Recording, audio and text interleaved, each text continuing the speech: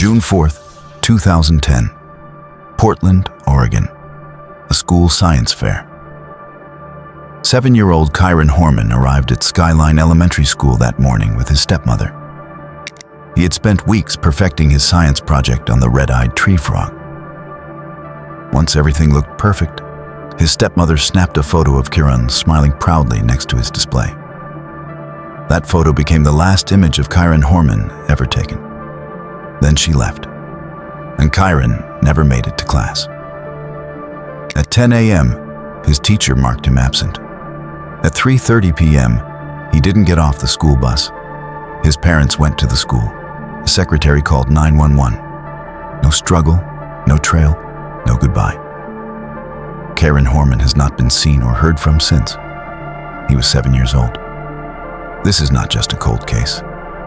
This is a story about a little boy who walked into school and vanished, and a stepmother who has never been charged, but has never been cleared. The morning he vanished. On the day he disappeared, Kyron was wearing a black t-shirt with CSI in green letters and a handprint graphic, black cargo pants, and black Skechers sneakers with orange trim. A boy wearing a forensic science shirt, vanishing without a single forensic trace. The irony of that detail has never left investigators. His stepmother, Terri Horman, stated she left the school at around 8:45 a.m. and last remembered seeing Kyron walking down the hall toward his classroom.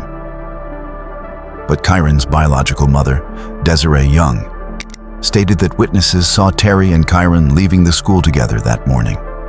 They were seen out in front of the school by one of Kyron's friends, his grandma and sister, as well as his bus driver. Young said, two completely different accounts. Terri says she left alone. Multiple witnesses say she left with the boy. Somebody is not telling the truth, and that somebody has never been charged. Kyron's loved ones described him as timid and stated he would be unlikely to leave school and go off on his own. This was not a child who wandered. This was a child who was taken. The search for Kyron became the largest in Oregon history, involving over 1,300 searchers from Oregon, Washington, and California.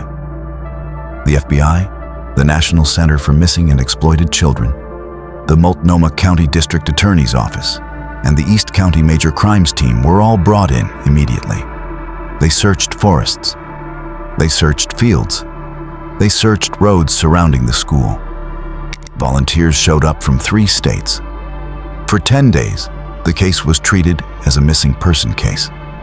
Then on day 10, investigators announced it was officially a criminal investigation. That single announcement changed everything.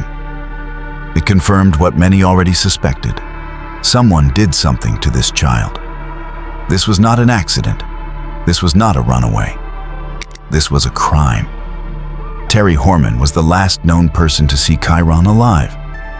And within weeks, the investigation zeroed in entirely on her.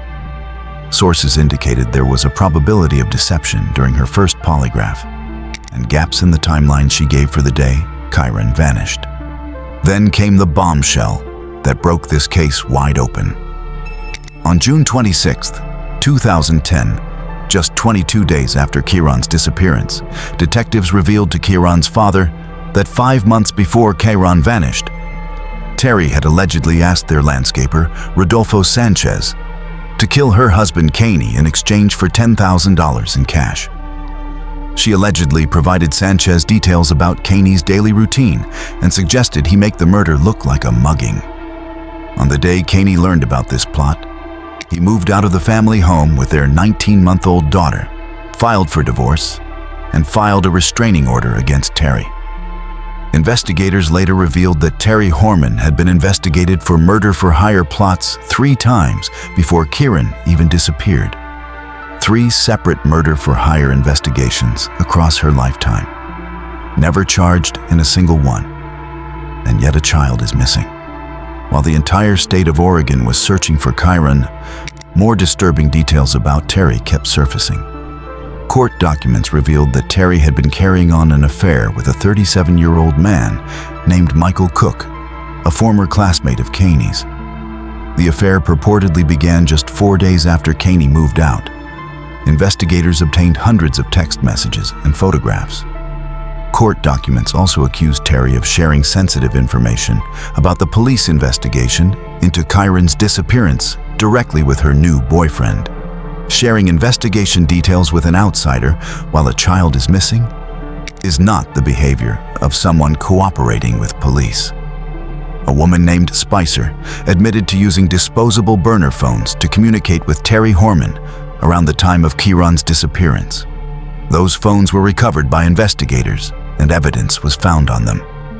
Burner phones, secret communications, coordinated right around the time a 7-year-old boy vanished from his school. Despite everything, the failed polygraph, the conflicting timeline, the murder-for-hire allegation, the burner phones, the affair, the witnesses who contradicted her story, Terri Horman has never been charged with any crime related to Kyron's disappearance. Kyron's biological mother, Desiree Young, filed a $10 million civil lawsuit seeking to compel Terri to reveal Kyron's whereabouts. She later dropped the suit, saying she didn't want to interfere with the police investigation. When asked by ABC News whether she had anything to do with Kyron's disappearance, Terri replied, "No, none." She has maintained that position for 16 years. Investigators have maintained their focus on her for 16 years, and Kyron has been missing for 16 years. In June 2026, 16 years after Kyron vanished, the Multnomah County Sheriff's Office announced it had completed digitizing the entire case file, converting more than 5,300 written documents and over half a terabyte of case data into searchable digital records that investigators can now analyze using newer technology. District Attorney Nathan Vasquez stated, "A lack of news on the case does not mean a lack of progress." Sheriff Nicole Morrissey O'Donnell added, 16 years have passed since Kyron Horman disappeared. He has never been forgotten. A $50,000 reward remains available for information leading to the resolution of Kyron's disappearance. Kyron has a distinct V-shaped strawberry birthmark on his forehead, brown hair, and blue eyes. If he is alive today, he is 23 years old. A 7-year-old boy walked into school on a Friday morning wearing a CSI shirt and disappeared without a single forensic trace. His stepmother was the last person to see him, her timeline contradicted by multiple witnesses. Her polygraph flagged deception, a murder-for-hire plot against the boy's own father uncovered. Burner phones traced, a secret affair revealed, evidence recovered. If you are new here, subscribe. We cover real missing persons cases, real victims, and zero fiction. Every upload is fully researched.